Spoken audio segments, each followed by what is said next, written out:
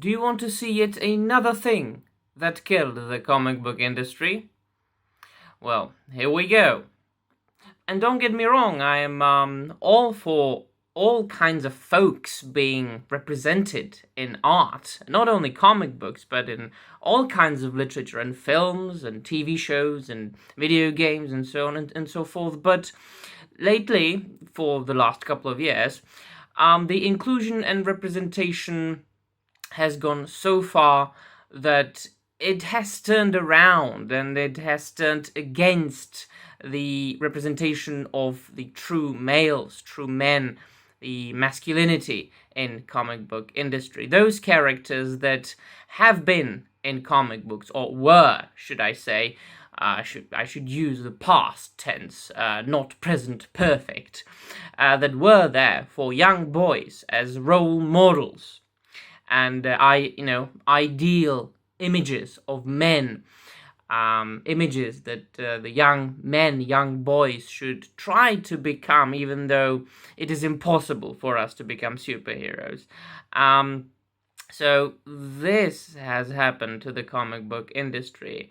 A ridiculousness of trying to invent as ridiculous a character as possible just to appease a non-existent audience, because nobody wants to be represented like this. Nobody wants to read about these characters. People read comic books because they want to escape reality. People want to read comic books because they want to read about ideal beings. They want to read about role models, not about monsters. So apparently DC Comics has ventured into a YA graphic novel format, young adult, because they think they will, attract young audience. No, you will not. Young people mostly read manga these days, quite understandably. But putting that aside, one of the writers, that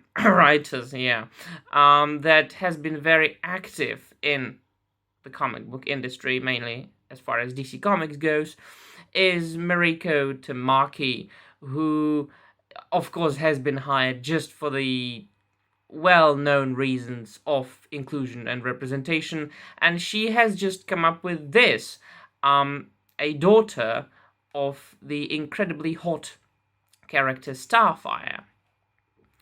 And this something is called Mandy Coriander, and the young adult graphic novel is called I Am Not Starfire. So, as you can see, even Starfire herself is depicted here, a bit differently than she used to be.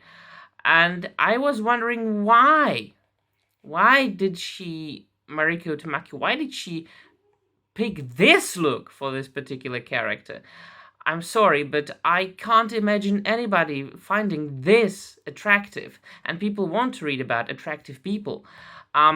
But then I thought about the fact that each and every writer and artist always reflects something from him or herself into their work of art. And I looked up how Mariko Tamaki looks like, because I didn't know. And that's what she looks like.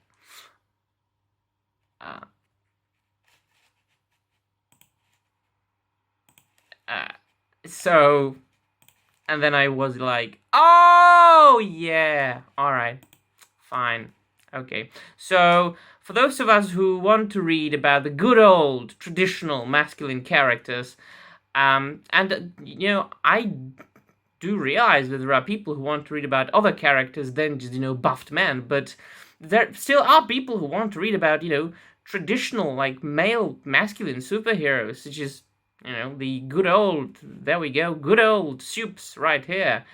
So there's nothing for us in the mainstream comic book industry, right? So yeah, by the way, let's click on this. One of DC's new Wonder Woman has a different lasso of truth. Once again, see, a Mexican Wonder Woman. So once again, nothing for me, nothing for young boys, because young boys do not want to be identified with Mexican Wonder Woman.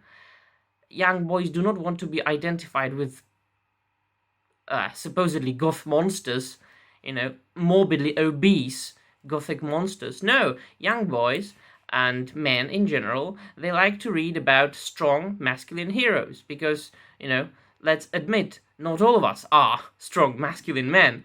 Well, very few men are strong masculine men these days, so we at least want to read about them, right? Well, no, in the mainstream comic book industry, it's not so. So that is why we have to look elsewhere. For instance, crowdfunding campaigns by truly talented artists, such as Ethan Van Sciver, who just started his Indiegogo campaign parodying the overly SJW leftist feminist comic book industry of today with his new comic book, Rainbow the Brute, which I backed, and I can't wait for receiving it. So this is a clear parody, but the art, look at that. Look at the artwork. I mean, look at that. This is going to be so entertaining. I'm looking forward to this so very much. I can't wait for receiving it. By the way, I ordered the this Kylo Ritter cover as well as the regular cover because I just love them. Yeah. So that's that. And by the way, if you're interested in something which is not very good, which isn't good at all as far as artwork goes, but it's got quite good humor in it, you can check out my comic strip, which is called The Ordinary Adventures of Bjorn and Sven. And it, just looks like this, like a sketch of a poorly written or poorly drawn man and a poorly drawn bat, but the jokes are quite good, I think. So if you want to check it out, you will read these comic strips in like 5 seconds. It will not take any of your time, and it's absolutely and completely free. I will put a link in the description down below, and you can check it out for yourself and laugh maybe a little bit. And if you don't like it, please do write it in the comments down below, because this is a free world, and I do believe in the freedom of speech. That is why I made a video about this monstrosity. So the same way I criticized this monstrosity, feel free to criticize my monstrosity, but definitely do back Rainbow Brute, right?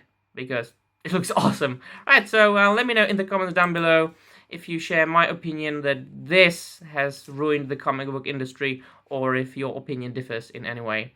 And that will be all. See you soon, and check out The Ordinary Adventures of Bjorn and Sven. Bye.